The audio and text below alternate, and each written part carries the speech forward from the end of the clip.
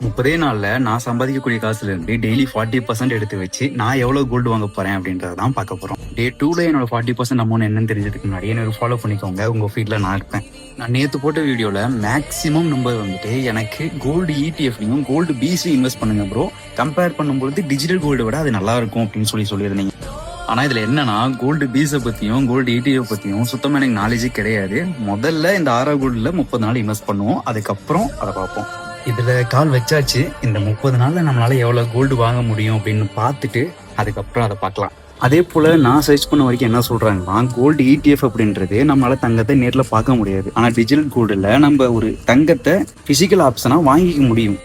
ஆனா இப்ப என்னோட மோட்டோ என்னன்னா, பிசிக்கலா ஒரு கோல்டை 30 டேஸ்ல என்னால எவ்வளவு சேமிச்சு வாங்க முடியுது, அதுதான் கான்செப்ட். இன்னைக்கான 40% சேவிங்ஸ் அமௌண்ட் என்னன்னா 2909 ரூபாய். அதை அப்படியே காரா கோல்ட்ல போட போறேன். இந்த மாதிரி ஃபினான்சியல் அண்ட் பிசினஸ் டிப்ஸ் தர என்ன மறக்காம ஒரு ஃபாலோ பண்ணிட்டு உங்க ஃப்ரெண்டுக்கு இந்த வீடியோ ஷேர் பண்ணிருங்க.